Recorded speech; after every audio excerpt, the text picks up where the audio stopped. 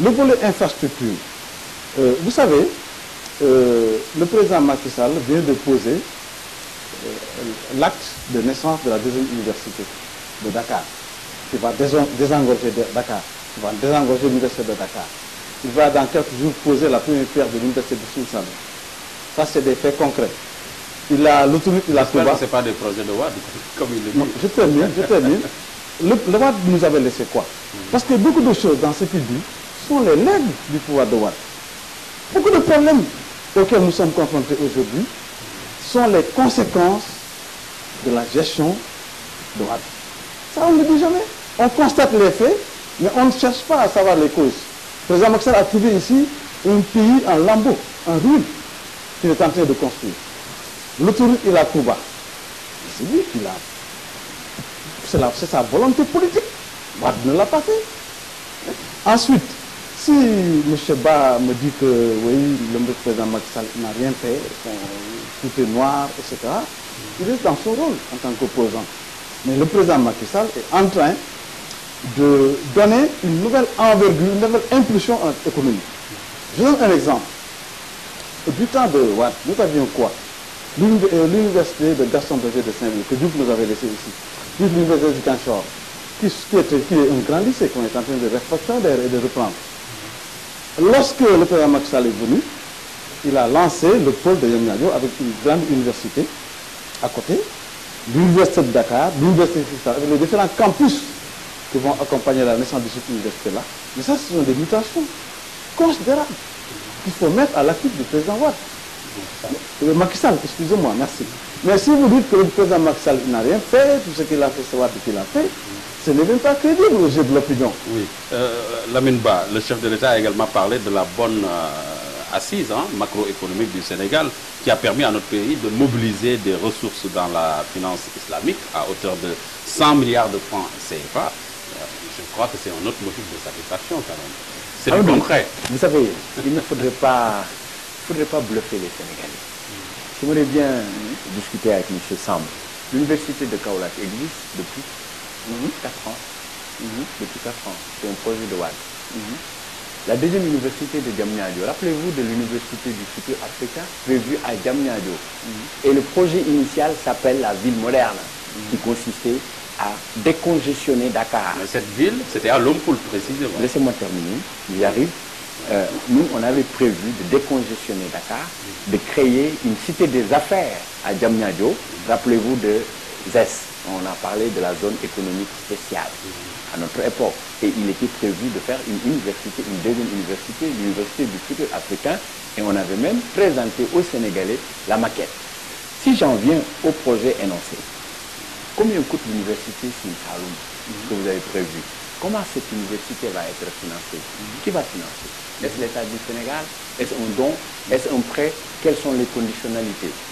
Ce n'est pas encore clair dans la tête des Sénégalais. Sachant qu'un projet d'université était là. Un projet n'est pas une réalisation.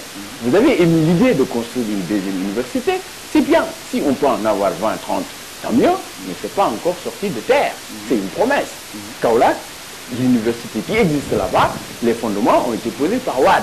Je n'ai pas dit que Macky Sall n'a rien fait, mais par rapport au projet qu'il veut porter et dire que c'est lui, je dis non, c'est pas lui. On l'a fait avant lui. Il aurait dû dire aux Sénégalais, j'ai trouvé le pays avec ça, donc je continue. C'est plus honnête, c'est plus sérieux. Là où je ne suis pas d'accord. Je termine. J'en viens. Sur les bourses sociales, vous avez dit, moi j'ai toujours dit que nous avons laissé un pays nickel, avec tous les clignotants au vert entre nous. Certes, nous avons laissé un taux de croissance de 1,4 en 2012. Mais posez-vous la question de savoir pourquoi ce taux de croissance en 2012. Parce que 2 ans pendant lesquels vous, qui êtes aujourd'hui au pouvoir, vous étiez dans l'opposition. Et que vous avez mis ce pays dans des situations difficiles. Pendant 2 ans, campagne électorale, place de l'Obélisque, vous avez demandé, sollicité l'appui de la France, des États-Unis, de tout le monde, disant que le Sénégal va brûler, il y aura une dévolution monarchique et que cela a eu un impact négatif sur l'économie nationale. Ça, si on est vraiment de bons analystes, on ne peut pas l'occulter. La deuxième chose, le paquet du social, c'est vraiment manquer d'ambition. C'est de bonnes initiatives, mais c'est manquer d'ambition si on est vraiment dans les réalités du pays. C'est quoi? Vous me dites la bourse, la CENI. la CMU, pensez-vous que c'est même sincère de parler des Sénégalais de CMU, alors que la réalité, c'est que vous êtes toujours inscrit dans la dynamique de la gratuité des soins dans les hôpitaux. Parce que la CMU, tel que vous l'avez énoncé, concerne les gosses qui ont 0 et 5 ans. Ni moi, ni Amadou, ni vous-même, si vous allez à l'hôpital, vous allez payer. Et même l'effectivité de cette mesure. Rappelez-vous, il y a 2 mois, à Dakar, une dame a perdu ses 2 enfants dans un taxi parce que n'ayant pas eu un hôpital qui a accepté de le recevoir. Vous allez dans les profondeurs du Sénégal, monsieur. Comment pensez-vous parler de CMU dans un village où il n'y a même pas de sage-femme, encore moins de gynécologues, encore moins de salles d'accouchement équipées? Donc, pour moi, revenons à la réalité. Vous me parlez de bourse sociale. C'est bien, mais pensez-vous qu'offrir 237 francs par jour à une famille habitant l'intérieur du Sénégal, c'est l'aider à sortir de ses problèmes? Je ne crois pas. Vous auriez dû, après avoir énoncé la BNDE, nous énoncer tous ces bons plans, trouver un moyen de financer les gens au lieu de les mettre dans une dynamique d'assistanat social. Prendre à pêcher au lieu de... C'est ça que j'appelle l'assistanat social. L'assistanat social, vous avez un mot à dire sur ça, on le laisse répondre. Oui, moi je pense que l'AMIN est en train simplement d'étaler l'état dans lequel ils ont laissé le pays. Parce que si vous me parlez des villages qui n'ont pas de dispensaire ni rien, mais c'est vous qui étiez là depuis 12 ans. Vous ne faites que dépeindre la réalité dans laquelle vous avez plongé le pays. Et puis, les universités que j'ai évoquées, c'est des universités qui demandaient des financements. 140 milliards pour créer de nouvelles universités. Les financements sont acquis. On est en train de poser les premières pierres. Vous voulez que le président Macky Sall dise que ça c'est le rôle c'est le mérite du président Wade, alors que c'est lui l'actuel président qui met en œuvre son programme? L'autosuffisance en riz, c'est des choses qui sont concrètes. Si vous me dites par exemple que vous n'avez rien fait, l'hôpital Le Dantec, je me rappelle bien d'un débat auquel j'avais assisté. Mais vous avez l'hôpital de Dantec, toute la maternité de l'hôpital Dantec n'avait pas de sage-femme. Dans les localités Kaolack, Sédhiou, il n'y a pas de spécialité du temps du règne du PDS. Aujourd'hui, en 3 ans, vous voulez que le président Macky Sall règle toutes ces questions-là? Alors que vous avez fait un septennat, dans le second septennat qu'on a commencé à voir vos projets sortis de terre, lui, il n'a fait que 3 ans. Vous voulez qu'il règle d'une baguette magique tous les problèmes du pays? C'est pas possible. Il est en train de travailler. Un travail qui s'inscrit dans le temps. Parce que vous savez très bien qu'on ne peut rien faire sans tenir compte du temps. Le président Macky Sall a un programme qui s'appelle le PSE qui est en train de dérouler. Je crois qu'il faut lui laisser le temps de faire ce travail-là. Maintenant, vous, en tant qu'opposant, vous pouvez critiquer, c'est normal. Oui, professeur, vous l'avez évoqué tout à l'heure, hein, c'est l'indépendance économique du Sénégal qui a été l'un des points forts du discours du président Macky Sall, avec l'autosuffisance alimentaire comme pont-levis, hein, on peut dire. Croyez-vous franchement que toutes les conditions sont réunies pour arriver à cette indépendance économique? Moi, je crois qu'il ne s'agit pas de dire qu'on va régler la question de l'indépendance économique. Ipso facto. C'est une volonté politique vers laquelle on tend. Je crois qu'avant d'atteindre un objectif, il faut d'abord le vouloir et mettre les moyens pour l'atteindre. Je crois que le président Macky Sall est dans la dynamique de régler l'équation liée à l'importation du riz. Parce que notre consommation principale, c'est le riz. On le sait. Je crois que le seul fait de parler d'indépendance, d'autosuffisance en riz, en 2017, c'est déjà une très grande ambition. Il n'y a pas que le riz. Il faut aussi qu'on règle la question fondamentale de notre agriculture. C'est de faire une agriculture introvertie et non extrovertie, de mettre les moyens, et dans tous les autres secteurs. Je crois que les gens disent, oui, on va attendre 2017, vous allez voir, vous allez échouer. Je crois que c'est mal posé les problèmes. La volonté politique, c'est quelque chose qu'on exprime pour tendre vers quelque chose. Je crois que même si le président Macky Sall parvient à augmenter considérablement la consommation en riz, la production locale et diminuer drastiquement les importations, c'est déjà quelque chose de très positif. Il ne faut pas penser que dire indépendance économique, c'est que d'ici 2017, on est indépendant. Avec la mondialisation, aucun État ne peut être totalement indépendant. On est forcément interdépendants les uns des autres. Mais l'essentiel, c'est pas un leurre. L'essentiel, c'est de faire en sorte que la balance, notre balance commerciale puisse être excédentaire. Diminuer les importations, faire en sorte que notre pays exporte. C'est une politique. Et on a de la terre, on a de l'eau. Maintenant, c'est la volonté politique et les moyens qui restent, les populations qui s'impliquent pour qu'on puisse atteindre cet objectif-là. Lamine Ba, on nous vend une indépendance économique. Est-ce que vous y croyez? Vous savez, moi je voulais d'abord régler deux problèmes. Rapidement, très rapidement. Le premier, M. Samb, nous avons trouvé le Sénégal en 2000 avec 3 plateaux sanitaires sur l'ensemble du territoire national. 3 plateaux. Normal. En 2012, quand nous quittions ce pays, il n'y a pas une seule collectivité locale, une seule commune du Sénégal où vous n'avez pas un poste de santé. Il n'y en a pas. Il peut y avoir des postes de santé où il y a un problème de matériel ou un problème de disponibilité du personnel. Et nous avons fait d'énormes efforts. D'énormes efforts. Ce qu'on attendait de Macky Sall, ce n'est pas qu'il vienne nous refaire la roue, c'était qu'il vienne reconnaître que quelque chose a été fait et qu'il s'inscrive dans la continuité. Bref, mais ce n'est pas important. Pour revenir à la question de M. Amadou, vous savez, il n'y a pas pure utopie que de nous vanter une autonomie, une indépendance économique, nous promettant même l'autosuffisance alimentaire. Qu'est-ce qu'il y a de nouveau? Pas de la promis. C'est en 2004 que nous avons lancé la première campagne pour l'autosuffisance alimentaire. La Goana. En 2012, de 2000 à 2012, Wade a mis en branle plus de 9 politiques agricoles qui a englouti plus de 2500 milliards pour régler la question de l'autosuffisance alimentaire. Et en 2012, en quittant ici, ce n'était pas encore réglé. Mais ça ne veut pas dire que Macky Sall va échouer. J'arrive. Qu'est-ce qui règle le problème de l'autosuffisance alimentaire? Il ne l'a pas encore dit et Macky Sall ne l'a pas dit. L'autosuffisance alimentaire, c'est un certain nombre de facteurs qu'il faut mettre ensemble. La terre à emblaver. Est-ce que le Sénégal est dans les dispositions aujourd'hui de dire que pour régler la question de l'autosuffisance alimentaire, il nous faut tant d'hectares et on est dans les dispositions de l'emblaver. Est-ce que nous avons une maîtrise de la pluviométrie? Il y a le moyen au Sénégal. C'est cette idée qu'on a et qu'on a développée. La maîtrise de l'eau globalement. Les machines que Macky Sall a promis il y a 3 ans, aujourd'hui, jour pour jour, on n'a pas encore vu de machines. Quand on nous promet l'autosuffisance, je veux bien, mais moi j'habite Nioro. Je viens de Nioro il y a une semaine. Vous avez 1 million de francs, vous n'avez pas besoin d'aller nulle part. Vous faites tout de suite de l'argent. Vous allez dans les Noumou, vous achetez le kilo de riz, le kilo d'arachide, dont le prix est fixé par l'État du Sénégal à 200 francs, vous l'achetez à 115 francs. 115. Les paysans ont remis leurs produits à des intermédiaires qui n'ont pas à ce jour payé. Vous avez entendu le problème de la sueur. Vous avez entendu le problème des huileries du Sénégal. Donc, pour moi, Macky Sall est toujours dans son fort. Un gouvernement de communication, un gouvernement de promesses, des slogans creux, vides.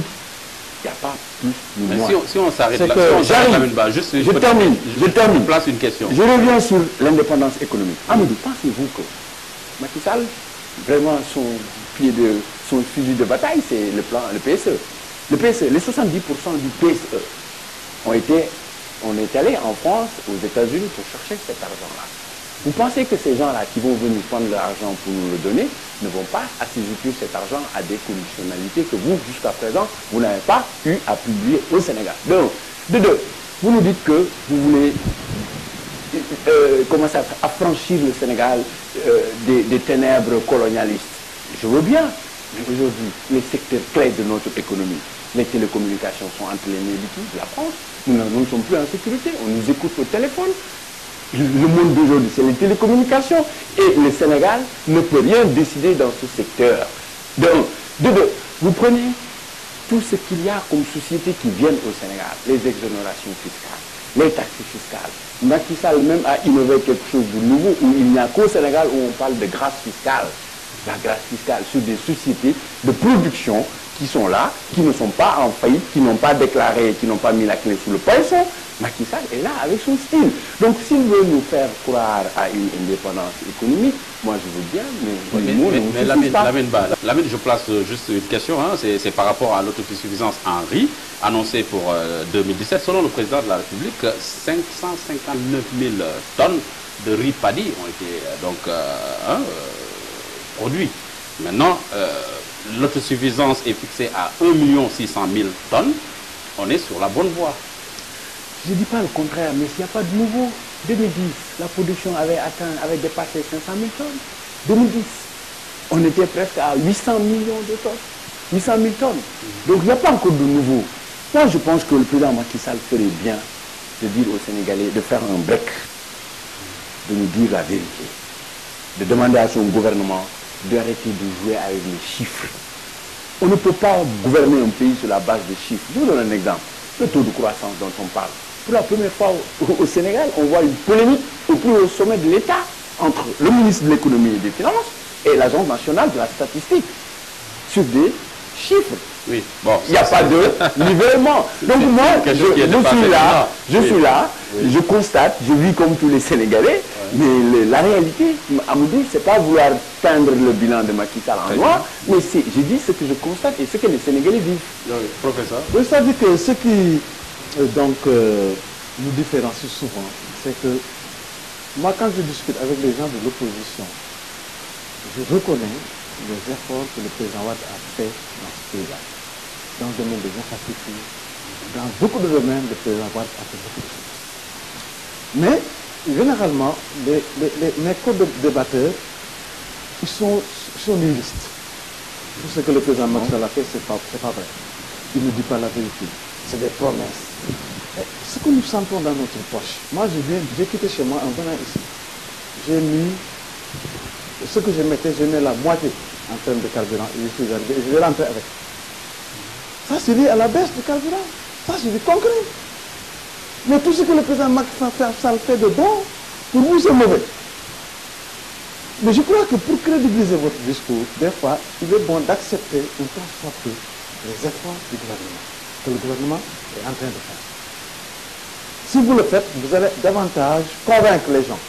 Si vous êtes catégoriquement négatif, c'est mauvais, c'est pas bon, c'est pas... Professeur, comment accueillez-vous la décision du président de la République de supprimer donc, les visas à l'entrée pour les Moi, je crois que c'est une décision économique, stratégique.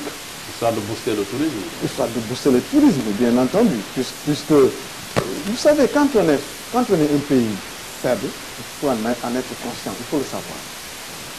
Il faut qu'on ouvre nos portes pour booster le secteur du tourisme. Nous, on n'a pas les moyens d'imposer des visas.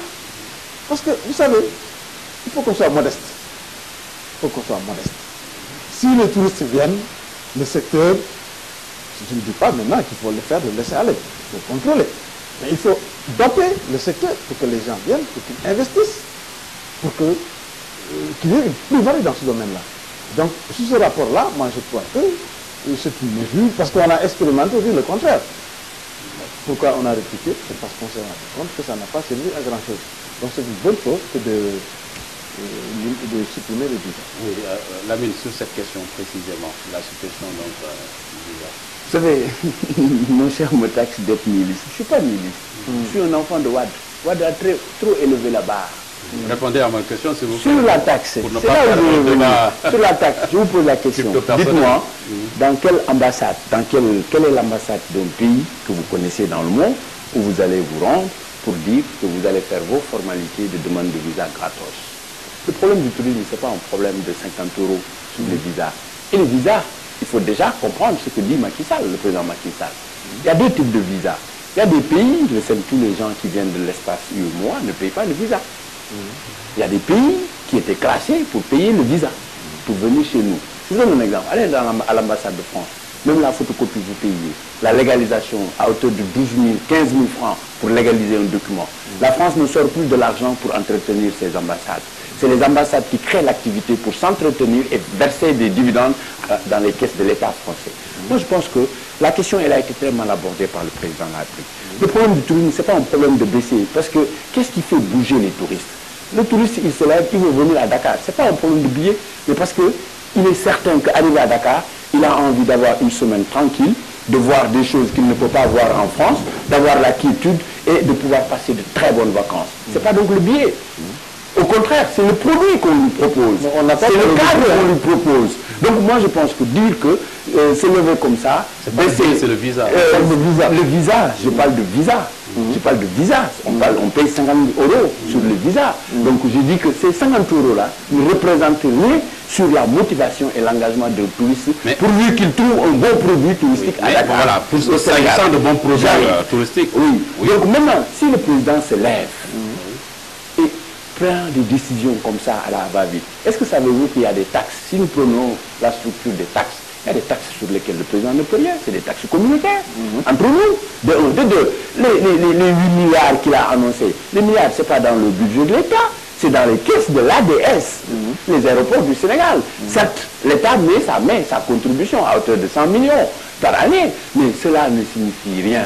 Mais le fait de faire de la Casamance une zone touristique... Je ne suis pas contre, mais il aurait dû engager des concertations approfondies avec les acteurs du secteur pour voir les bonnes solutions. Mais c'est pas histoire... Pour qu'on en finisse avec le tourisme, le fait de faire de la Casamance une zone touristique prioritaire, avec l'exonération de certaines taxes, cela quand même, ça peut booster le tourisme. Mais la Casamance a été toujours une zone prioritaire. Parce que ce qu'on peut retrouver en Casamance comme étant service touristique, produit touristique, on ne le retrouve nulle part.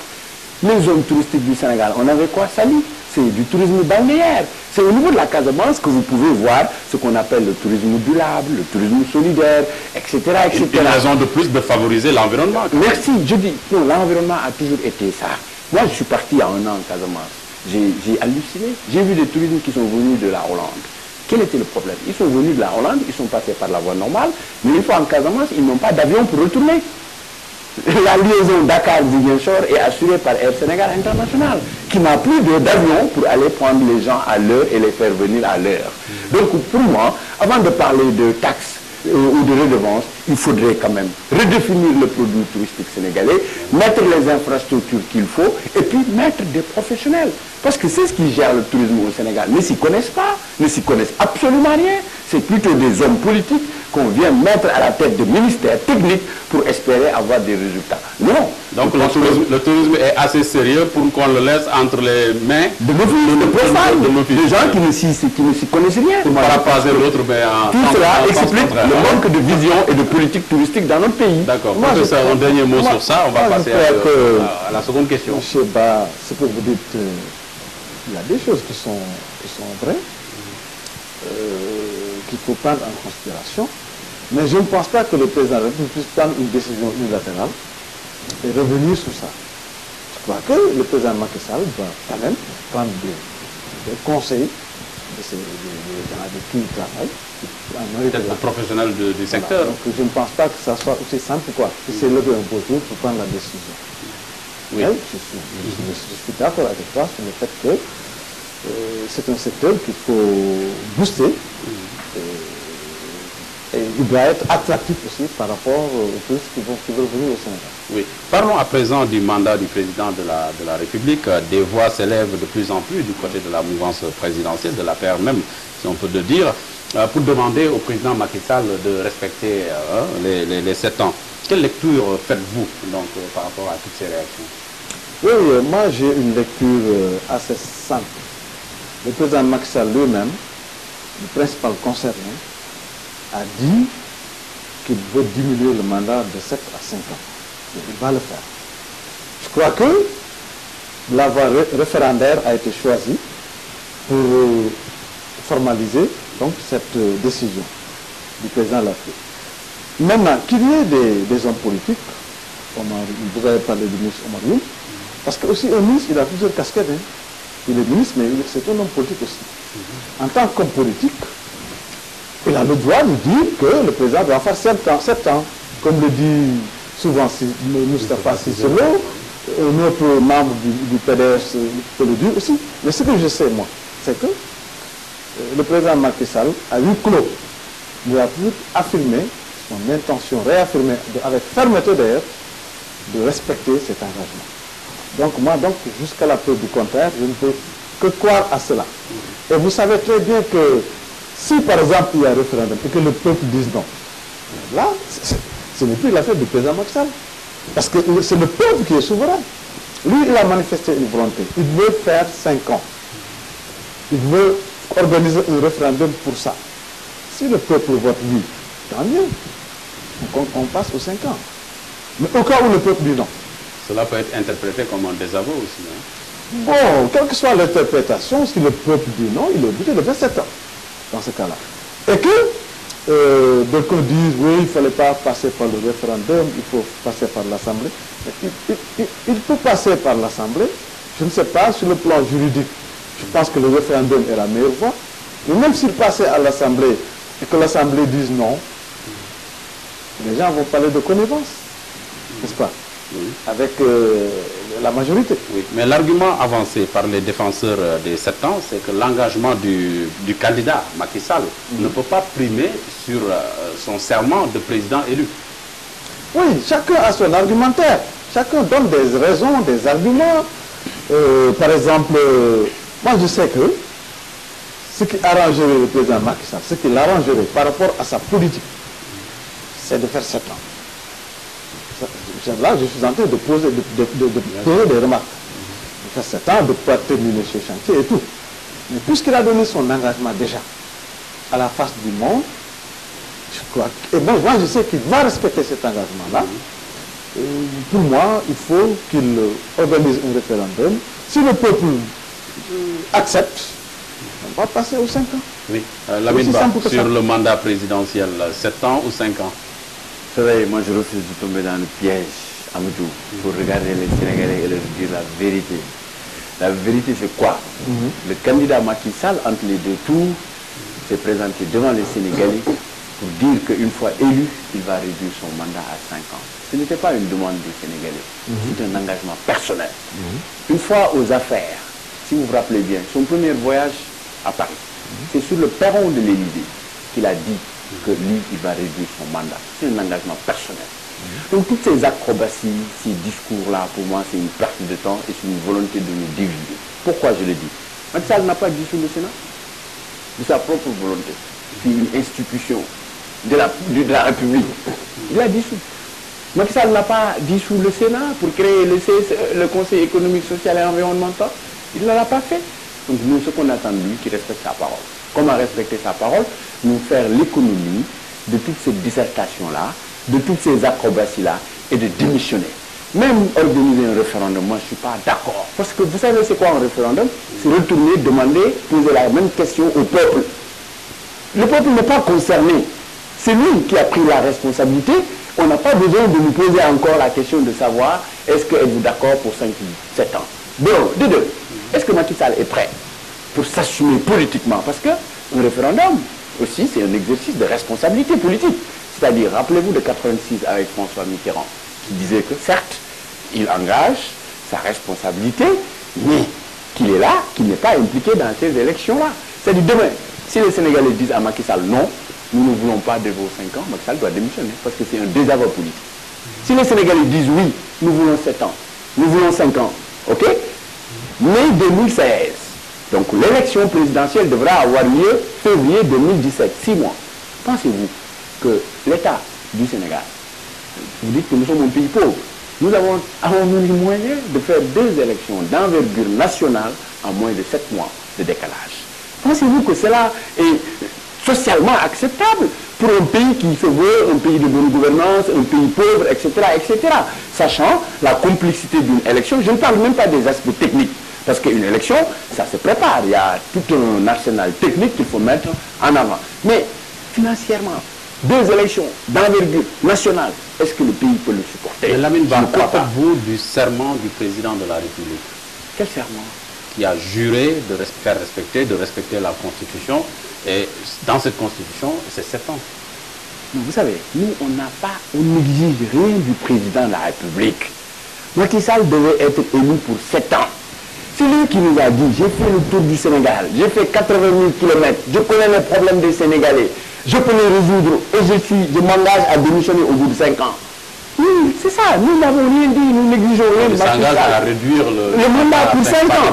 Donc nous considérons qu'aujourd'hui, il faut nous faire l'économie, parce que c'est eux qui disent qu'il n'y a pas d'argent, il n'y a rien, nous sommes un pays sous-développé, il faut rationaliser l'argent de l'État. Non seulement Macky Sall a la majorité, comme il a élu Moustapha Niasse, c'est lui qui dans son bureau a dit à ses députés, mettez Moustapha Niasse à la présidence de l'Assemblée nationale. Il aurait pu dire à ses députés, je prends une loi, vous la votez. Mais ce n'est pas ça. Aujourd'hui c'est une question, et vous voyez que les députés même de sa coalition ont des positions différentes par rapport à cette question-là. Donc nous, ce que nous disons, deux élections en moins de 7 mois, nous ne croyons pas que c'est pertinent. La deuxième chose, nous ne croyons même pas qu'il faut retourner à un référendum. Nous pensons que si le président Macky Sall travaille et qu'il fasse des résultats et qu'il est convaincu qu'il va gagner, il n'a qu'à attendre 2017 et convoquer le collège électoral pour dire je démissionne et je vais aller à la tête de mon parti et reconquérir la confiance des Sénégalais. Il n'y a pas plus simple que ça. Mieux, vous savez, on a d'excellents juristes dans ce pays. Je pense que cette question-là ne mérite même pas débat. Le président Macky Sall doit s'assumer, rendre le tablier, nous éviter tout cela, ou mieux, convoquer des juristes, il y a d'éminents juristes dans ce pays, et leur demander de regarder la question et de nous faire des propositions convenables. Moi, je vois ça comme meilleure solution. Oui, professeur, Oui. juste une question s'il vous plaît. Maître Omar Youm et les défenseurs des 7 ans, ils pensent que si Macky Sall ne respecte pas les 7 ans, il aurait trahi son serment. Sur cette question précisément. Oui, je suis d'accord. Je veux vous dire que M. Youm est un homme politique. Il fait une déclaration en tant qu'homme politique. Mais ce qu'il faut savoir, moi je ne suis pas juriste, mais je sais que le peuple est au-dessus de la Constitution. C'est la raison pour laquelle le président Macky Sall a parlé du référendum. Moi je ne sais pas, mais mon ami Lamine Ba, lui en tant qu'opposant, en tant que politique, il propose la démission du président. C'est une solution politique. Hein? C'est une proposition d'un adversaire ou d'un opposant politique. Mais quand même, comme c'est un débat national, vous pouvez donner votre point de vue. Mais je crois qu'il faut que les juristes, si par exemple le référendum risque d'être cher pour le pays, on n'a qu'à réunir les juristes de ce pays-là pour qu'on puisse trouver une solution. Parce que le président Macky Sall n'est pas juriste. Il a émis une intention de diminuer le mandat pour qu'il y ait une respiration démocratique dans ce pays-là. 5 ans, renouvelable une fois, je crois que c'est bien. Vraiment, c'est les standards internationaux. Faire 7 ans, 14 ans, c'est beaucoup. Mais, quand même, il pouvait garder les 7 ans. Il ne l'a pas fait. Maintenant, quelles sont les voies et les moyens, sur le plan juridique, qu'on peut emprunter pour faire l'économie de tout dépenser et de faire en sorte que le président... Il faut juste rappeler que pour les 7 ans, le président Wade était passé par l'Assemblée nationale pour augmenter le mandat à 7 ans. Oui, le président Wade est passé par l'Assemblée nationale. Alors que le référendum de 2001, c'était 5 ans. Donc, il y avait un référendum, les Sénégalais s'étaient déjà prononcés. Oui. Oui. Bon, moi je crois que... Est-ce que Macky Sall, pour être précis, ne peut pas faire de même, remettre les choses à l'endroit? Parce que le président Macky Sall, je crois qu'il a des conseils juridiques. Pourquoi il a choisi la loi référendaire? Pourquoi pas le Parlement? Il y a une raison. Et pour ça, il faut vraiment discuter avec des juristes. Ils vont vous dire ce qui est la meilleure formule. Parce que moi, je crois que le président Macky Sall n'a pas intérêt à refuser le Parlement. Parce que, quand même, c'est lui qui a la majorité au Parlement, avec sa coalition de Nombokayaka. Vous pouvez amener ça au Parlement et que les députés votent massivement pour oui ou pour non. Parce que mais je crois qu'au fond, le président Macky Sall a voulu que le peuple s'exprime. Et toute démocratie, quand même, a un prix. C'est à lui maintenant de chercher, c'est à l'État de chercher les moyens qui vont... Vous trouvez pertinent, comme il l'a souligné, d'organiser en l'espace de 6 mois 2 élections, un référendum et une présidentielle? Bon, si on avait une autre alternative qui va nous permettre d'économiser tout en atteignant nos objectifs, je suis pour. Mais s'il n'y a pas d'autre alternative que le référendum... Là, c'est le président Macky Sall qui nous a imposé une alternative, c'est-à-dire ce référendum. Oui, mais pourquoi? C'est pas gratuit. Ou qui veut nous l'imposer. C'est pas gratuit. Si on parle de référendum, c'est parce qu'il y a une raison. Il y a une raison sur le plan juridique. Pourquoi par le Parlement? Pourquoi le référendum? C'est peut-être parce que c'est le référendum qui est la voie. Oui. Lamine, une dernière question. Vous savez, moi, ce que je dis, c'est clair. Rappelez-vous du Wawahed. Les Sénégalais sont à un niveau de démocratie tel que les gens doivent pouvoir tirer les expériences du passé. C'est tout ce que je dis. Moi, je dis que... Wawahed, c'est qui? Mais écoute, c'est le président Wade. C'est le président Abdoulaye. C'est le président Wade. Okay. Vous comprenez? Ça a été très mal compris. Et il y a des gens de la paire qui préconisent maintenant le Wawahed. Je suis tout qui dit qu'il reconnaît aujourd'hui, ils ne l'ont pas voulu hier, mais qui reconnaît. Nous, on n'a aucun problème. Nous sommes des légalistes. La Constitution du Sénégal dit 7 ans. C'est nous qui l'avons fait voter. Nous l'avons voté. C'est Macky Sall qui est venu dire que lui, il va ramener Personne ne lui a obligé. Les Sénégalais ont demandé qu'il fasse mieux sur la demande sociale, qu'il construise plus de logements, qu'il fasse plus de routes, plus d'écoles, plus d'universités et qu'il allège le train de vie des Sénégalais. C'est ce qu'on lui a demandé. On ne lui a pas demandé de réduire ou d'écourter son mandat. Donc c'est lui qui a pris la responsabilité de le faire. Moi je pense qu'il faut le faire. Mieux, il ne faudrait pas, et je ne le prends pas au mot d'ailleurs, parce que vous savez pourquoi? Parce qu'aujourd'hui on nous annonce qu'il y aura un référendum. Et dans ce référendum, il a prévu de réhabiliter l'opposition, de revenir sur le statut de l'opposition. Mais le statut existe. La constitution actuelle, je parle du statut de l'opposition, il n'a jamais fait allusion à cela. Macky Sall n'a jamais évité l'opposition, Macky Sall n'a jamais respecté l'opposition, Macky Sall ignore littéralement l'opposition sénégalaise. Pour lui, la place de l'opposition, c'est Rebeuss. Tous nos Sénégalais, tous les libéraux, les gars du Parti démocratique sénégalais sont à Rebeuss. Plus de 30 détenus aujourd'hui politiques, Karim Wade, Aïda Ndiongo, Abdou Aziz Diop, Mohamed Massali, Baki Seras, Amina Nguiram, j'en passe. Tous ces gens aujourd'hui parce qu'ils ont tout simplement dit ce qu'ils pensent politiquement. Voilà où est-ce qu'ils veulent nous ramener. Maintenant, moi je pense que Macky Sall doit tirer les leçons du passé et assumer sa responsabilité. Demain, il va au référendum. Ils ne veulent pas nous faire l'économie de dépenses exorbitantes dont le Sénégal ne pourrait pas supporter. Que demain, qu'ils disent aux Sénégalais qu'ils fassent comme De Gaulle ou qu'ils fassent comme Mitterrand. C'est-à-dire demain, si les Sénégalais disent non, qu'ils écoupent son mandat et qu'ils quittent. Sans quoi, il mènera le pays dans une situation quand même ingouvernable. Ça, je vous le dis. Bon, on va aborder le dernier point, à moins que vous ayez quelque chose à dire. C'est la position de l'homme politique. Hein. Très bien. Mais n'oubliez pas que nous ne sommes pas des Français. Hein. C'est la déconnexion maintenant. on est indépendants. C'est pas parce que Mitterrand l'a fait, De Gaulle l'a fait qu'on va faire cela forcément. Donc, je parle de responsabilité, engager sa responsabilité. Oui, bien entendu. Voilà, je crois qu'on se comprend. Nous terminons avec la Cour de répression de l'enrichissement illicite, CREI. Selon le responsable de l'APR, Mbaye Ndiaye, la traque des biens mal acquis doit être suspendue. Qu'en pensez-vous? Bon, moi je crois que il faut qu'on poursuive ça. Peut-être en reprécisant les formes. Parce qu'on ne peut pas abandonner donc la traque des biens mal acquis. Parce qu'il faut que les gens prennent conscience de l'importance de cette traque-là. On ne fait pas de traque pour amener les gens en prison, mais on fait des traques pour d'abord récupérer notre argent, ensuite pour restaurer la moralisation de la vie publique. On ne peut pas laisser l'impunité nous gouverner. Je crois qu'il faut qu'on peut-être revoie, comme la Cour est contestée, la CREI est contestée, on peut trouver une formule consensuelle.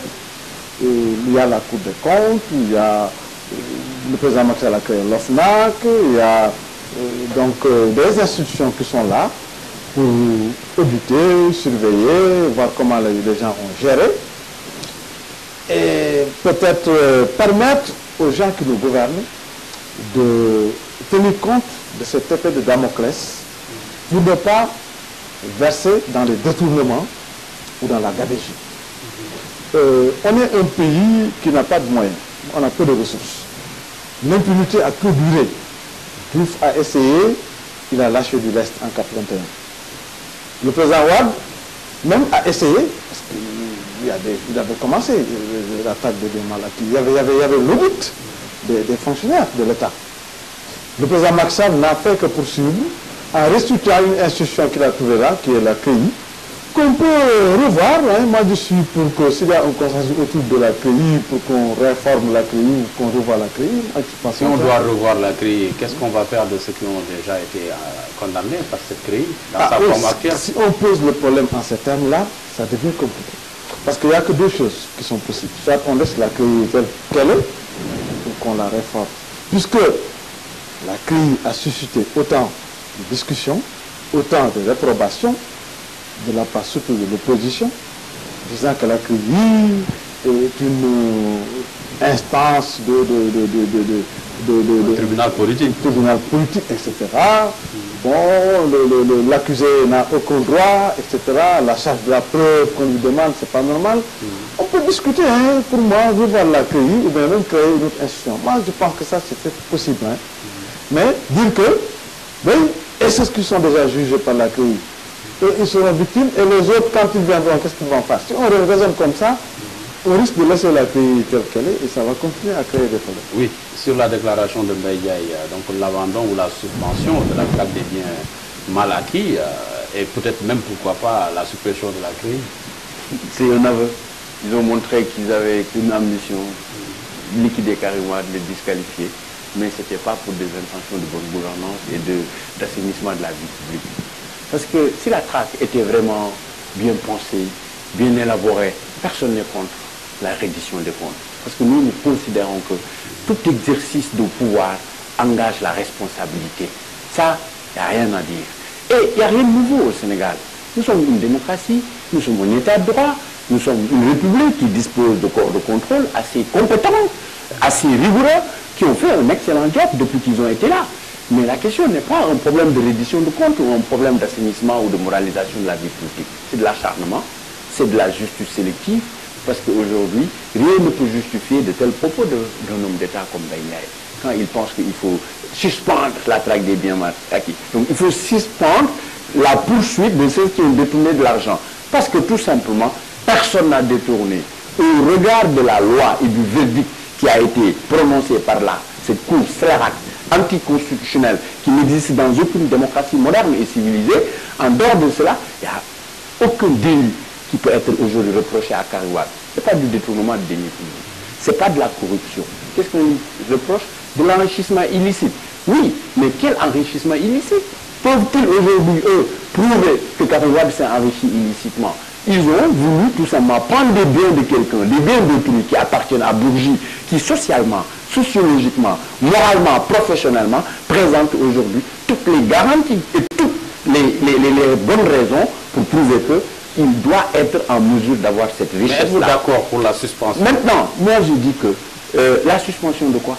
De l'attaque des biens. Après avoir mis Karim Wade en prison. Laissez les gens défiler chez Macky Sall. Mais le peuple nous écoute. Si c'est ça la traque de biens mal acquis, que Macky Sall l'arrête. Sur la suppression de la CREI. Moi je ne dis pas, vous êtes pour le maintien. J'ai été ici, j'ai dit moi je ne reconnais pas la CREI. Parce que la CREI a fait l'objet de contestation, de vive contestation d'immenses juristes de ce pays, en l'occurrence Doudou, la société civile, la Ligue des droits de l'homme, la RADDHO, Amnesty International. C'est un problème de standard juridique international. Nous parlons de démocratie. Regardez, le président Macky Sall nous parle de PSE, avec ce procès, le problème du procès de Karim Wade, qui aujourd'hui compromet le droit de la propriété, qui est un régime juridique au même titre que le président de la République, que l'Assemblée nationale, que toutes les autres institutions. Parce que c'est un droit reconnu par la Constitution. Aujourd'hui, ce droit est hypothéqué, parce que tout simplement, l'acte fondateur de la propriété, qui est un acte notarié, est remis en question sur la base de simples accusations de personnes qui disposent d'intérêts que l'on sait. Oui, Lamine, on est au terme de l'émission, mais je voudrais vraiment avoir votre sentiment sur le maintien ou la suppression de la CREI. Moi, j'ai considéré que nous sommes un état de droit. C'est clair. La CREI n'a pas sa place, n'a jamais eu sa place dans notre Donc vous êtes d'accord pour que la CREI disparaisse? Ah mais non, c'est trop injuste. Ce sera trop injuste. Ils ont dit Quelle est votre position? Quelle est votre position? Mais s'ils veulent supprimer la CREI, que le décret ou la loi qui va supprimer la CREI soit rétroactif, c'est-à-dire considère que Karim Wade sortira de prison et que tout le monde sera libéré les détenus condamnés par la CREI. Il n'y a pas de souci. On change la CREI. Mais je suis d'accord. Êtes-vous d'accord, professeur? Non, moi ce que je veux dire, je ne suis pas d'accord. Moi je crois que on peut discuter sur l'opportunité ou non de maintenir la CREI. Je ne suis pas là pour qu'on refasse le procès de Karim Wade. C'est déjà fait, le président Wade même a donné le signal, parce qu'après le verdict... Là on parle de la Cour. Vous ne l'avez pas entendu. Donc moi je crois que la Cour, moi ma position est claire. Je suis pour que les gens discutent sur son maintien ou pas, ou pour réformer. Je suis ouvert pour ça. Sur la rétroactivité. La rétroactivité, qu'est-ce que vous entendez par rétroactivité? Par exemple, si on réforme la CREI, la loi qui serait prise dans ce sens-là puisse libérer peut-être ceux qui ont déjà été condamnés. Bon, vous savez, moi je ne sais pas à quelle date la prison est. Ce qui est arrivé à Karim Wade, vous le savez très bien, c'était le fils d'Abdoulaye Wade qui gérait plusieurs ministères. Karim Wade, quand même, c'est pas pour rien qu'on appelle le ministre du ciel et de la terre. Donc si les gens se sont focalisés sur lui, c'est à cause des responsabilités qu'il avait avant. Et les audits n'auraient pas pu régler ça? Responsabilités, hein? Les audits n'auraient pas pu régler ça? Ça dépend, c'est possible. C'est possible, c'est possible. Ça pourrait se faire, mais d'une façon, moi je crois que Karim Wade a été victime, tout simplement, de la politique de son père. Il aurait pu le mettre à côté, ou le responsabiliser, sans pour autant lui confier autant de ministères. Ça, on n'a jamais vu ça dans aucun pays du monde. 5 ministères de souveraineté concentrés entre les mains d'un homme qui se trouve être le fils du président. Ça, c'est moralement, ça pose problème. C'est à cause de ça que Karim Wade a tous ces devoirs-là. Voilà. Merci, professeur Moustapha Samb. Donc, vous étiez l'invité de ce numéro de votre émission Enjeu. Je rappelle que vous êtes membre de Benno Bokk Yakaar et vous êtes le secrétaire général du Parti de la Renaissance africaine et du développement, PRAD Sénégal. Merci d'avoir répondu à notre invitation. Merci.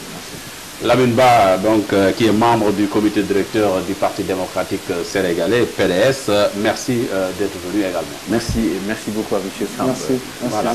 Merci. À vous également, chers téléspectateurs, merci d'avoir suivi ce numéro de Enjeu. Nous vous donnons rendez-vous dans 15 jours pour un autre numéro. D'ici là, restez fidèles au programme d'Africa 7, la chaîne panafricaine. Au revoir.